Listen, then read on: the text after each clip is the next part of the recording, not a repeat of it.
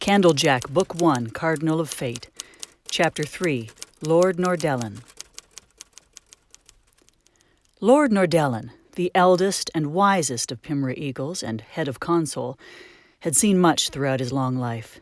Nordellan, along with Lord Dramer, are the only known Pimras in existence, just before the great conflict annihilated the archipelagos where most of the Pimra lived.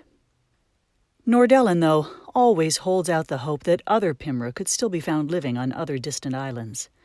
His younger years spanned long before the age of Orax, when the inhabitants of those islands were just coming into being with different cultures. The great conflict, though, changed all that. While some cultures flourished or spread to adjacent or other islands, others began wars with those whom were already inhabitants of those islands. It was then that Lord Nordellan decided to build a foundation, a console containing a mix of different cultures from those islands. The console would oversee the problems within those islands that would warrant the need of diplomatic intervention. The console helped to promote a common people, working for a common bond for all.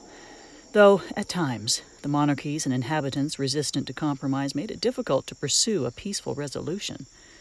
Especially those lands that held ancient cultures, rituals, and secrets long before the age of Orax. Nordellan was not unfamiliar of such cultures, for he had little doubt of the existence of spiritual beings or guardians of such land having magical connotations, coexisting with other lands, incurring a fragmented past as one land.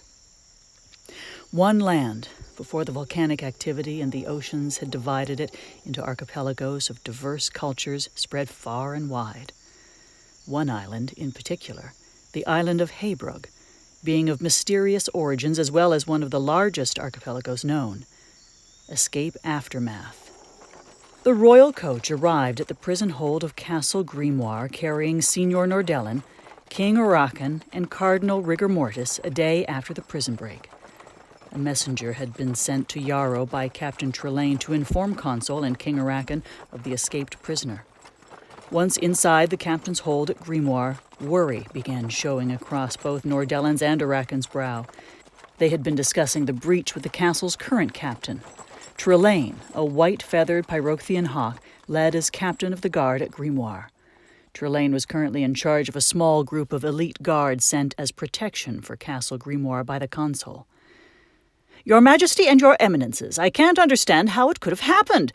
I had at least 3 tour of guard on that watch seeing over Jardouche," Trelane pleaded.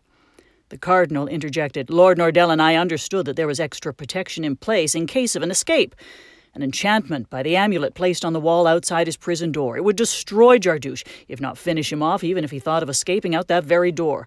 Put there by the Console, I do believe, and by will of His Majesty as an extra deterrent, in case Jardouche attempted to escape by himself or with help from his minions."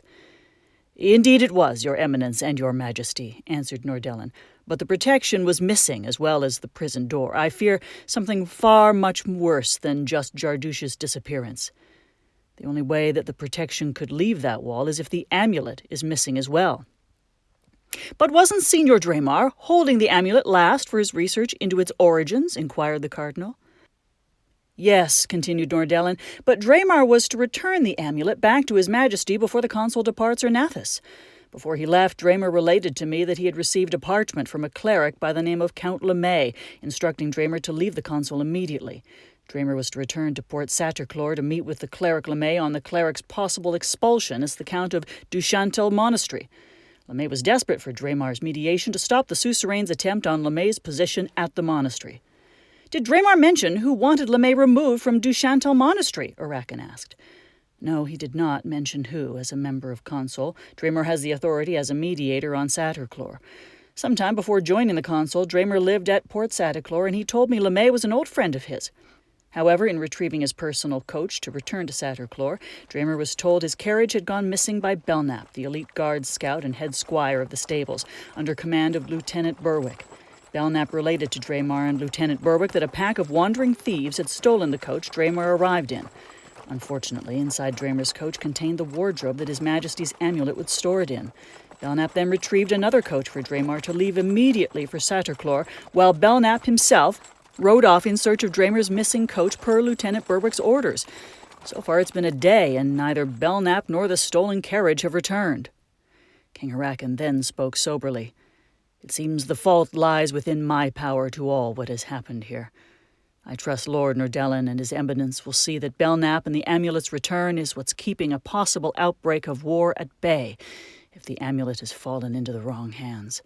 There are so many obstacles right now for me to handle between the Gryphons, the Gargoyles, and Aegulf's Lee of Stone that Aegulf's people need an entire island in order to prevent a travesty of shared fiefs within the kingdoms. I take it Lord Celis as well has his hands quite full, Nordellan with Draemar's absence from the console. If it please your majesty, that it is still possible for Signor Draemar to return for the completion of the negotiations, if not for Lieutenant Berwick's tribunal hearing per the ruling of the console on the disappearance of the amulet. I also know that Signor Celis, who is meeting with Lieutenant Berwick at the moment on the matter of retrieving the lost carriage, will have his legislative on the fief lay of both kingdoms during the next console." Nordellan spoke to Hyrraken. Celis had mentioned that to me prior to meeting with the lieutenant. "I, too, as well, would be curious of what Lord Celis proposes for your majesty and my lord, for my enumeration is already in discussion with the consul," slightly berated the cardinal. Nordellan then turned to the cardinal. "Then, your eminence, if I may inquire," Nordellan interrupted, "would Lieutenant Berwick's probable tribunal by the council, being as he is your brother, in any way affect your decision on these proceedings with Yarrow and Tyrrell?" "My dear Signor Nordellan," Rigor Mortis chided, "my brother had no choice in the matter of his possible treason to his majesty. The kingdoms and the consul with Belknap's absence, along with the disappearance of Lord Draemar's coach.